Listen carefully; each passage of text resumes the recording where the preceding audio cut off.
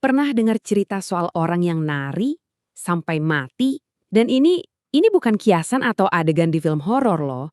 Ini beneran salah satu peristiwa nyata paling aneh sekaligus paling mengerikan dalam sejarah. Yuk kita bedah bareng soal wabah menari tahun 1518.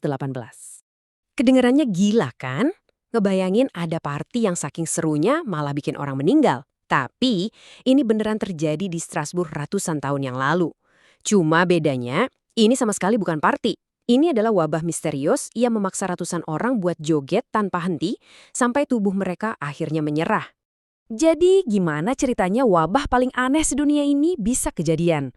Well, semuanya itu berawal cuma dari satu orang.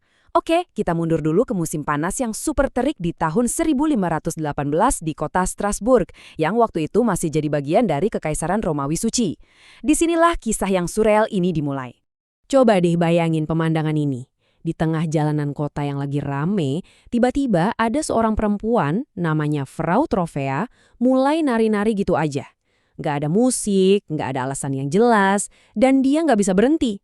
Suaminya udah mohon-mohon supaya dia udahan, tapi percuma. Dia nari terus sampai pingsan kecapean, pas bangun lanjut nari lagi. Gitu terus selama hampir seminggu penuh. Nah, disinilah semuanya jadi makin menggila. Apa yang tadinya cuma dilakuin satu orang di tanggal 14 Juli, ternyata nular. Cuma dalam waktu seminggu, udah ada lebih dari 30 orang yang ikut-ikutan nari bareng dia. Kegilaan ini nyebar terus sampai puncaknya di bulan Agustus, di mana seisi kota kayak terseret dalam tarian maut ini. Akhirnya wabah ini baru mulai reda di bulan September. Iyap, kamu nggak salah lihat angka itu, 400 orang. Di puncaknya, ada 400 pria dan wanita yang nari tanpa kontrol di jalanan Strasbourg. Mereka seolah-olah dirasuki kekuatan aneh yang sama sekali nggak bisa mereka lawan. Tapi jangan bayangin ini kayak festival tari yang seru ya, sama sekali bukan. Ini pemandangan horor, beneran. Kaki mereka sampai bengkak dan berdarah-darah. Mereka pingsan karena dehidrasi dan kelaparan parah. Ini bukan tarian, ini adalah siksaan massal yang ujung-ujungnya ya serangan jantung, stroke, dan kematian karena kelelahan yang luar biasa. Tentunya, pemerintah kota panik dong ngelihat warganya sekarat di jalanan. Mereka harus ngelakuin sesuatu kan? Nah, solusi yang mereka putuskan ini mungkin jadi bagian yang paling absurd sekaligus paling tragis dari seluruh cerita ini.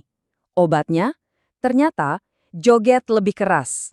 Jadi, apa sih dasar pemikiran mereka? Para dokter di abad ke-16 dengan pemahaman medis zaman itu mendiagnosis ini sebagai darah panas atau overheated blood. Mereka percaya kalau para penari ini punya terlalu banyak darah yang panas di otak mereka. Dan yang penting, mereka nggak nganggap ini sebagai kutukan gaib, tapi sebagai masalah medis yang nyata. Terus, apa obat buat darah panas? Logika mereka simpel aja. Kalau tubuhnya kepanasan, ya panasnya harus dikeluarin. Caranya? Dengan terus menari. Iya, kamu nggak salah dengar. Pihak berwenang malah bangun panggung, nyewa musisi, bahkan bayar penari profesional buat ngebantuin mereka nari lebih kencang. Bukannya jadi obat, solusi ini malah jadi bensin yang nyiram api. Kebijakan ini jelas jadi bencana besar. Panggung dan musik yang harusnya jadi penyembuh malah menarik lebih banyak orang buat ikutan, mengubah wabah ini jadi tontonan publik yang menular. Hasilnya? Tragedi murni. Sejarah mencatat, di puncaknya, wabah ini merenggut sampai 15 nyawa setiap hari. Wabah ini akhirnya mereda di bulan September, tapi meninggalkan misteri besar yang bertahan ratusan tahun. Sebenarnya, apa yang terjadi di Strasbourg? Sampai hari ini, para sejarawan dan ilmuwan punya dua teori utama buat mecahin teka-teki fenomena gila ini. Teori pertama nyalahin faktor fisik, keracunan jamur ergot. Ini jamur yang bisa tumbuh di gandum dan emang bisa bikin halusinasi dan kejang. Kedengarannya cocok kan? Tapi ada satu masalah besar. Ergot juga bikin aliran darah terhambat, jadi kaki bakal sakit dan lemes. Mustahil banget orang bisa nari berhari-hari dalam kondisi kayak gitu. Nah, karena itulah teori kedua ini dianggap lebih kuat. Histeria massa, sebuah wabah yang sumbernya bukan jamur, tapi pikiran. Biar kita paham soal histeria massa, kita harus lihat dulu kondisi di Strasbourg waktu itu.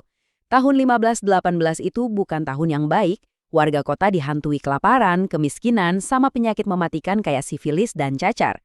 Ditambah lagi ada kepercayaan tahayul yang kuat banget soal Saint Vitus, seorang santo yang dipercaya bisa ngasih kutukan menari tanpa henti. Coba gabungin semua stres, ketakutan, dan kepercayaan ini, dan kamu bakal dapat badai sempurna buat ledakan psikologis massal. Jadi setelah ngeliat semua kegilaan ini, apa pelajarannya buat kita? Wabah menari 1518 ini bukan cuma sekedar catatan kaki yang aneh di buku sejarah loh. Ini tuh kayak cermin yang nunjukin sesuatu yang dalam banget. Dan jujur, sedikit menakutkan tentang kondisi kita sebagai manusia. Seperti yang dibilang sama sejarawan John Waller, kita jangan lihat mereka kayak orang yang lagi pesta. Justru sebaliknya, bayangin mereka itu terjebak dalam kondisi trans. Pikiran mereka tenggelam di lautan ketakutan mereka yang paling dalam. Takut sama dosa, kelaparan, dan hukuman Tuhan. Tarian mereka itu bukan ekspresi bahagia, tapi manifestasi fisik dari teror psikologis yang murni. Pada akhirnya, wabah menari 1518 ini jadi pengingat yang ngeri banget tentang betapa kuatnya pikiran kita bisa mempengaruhi tubuh kita.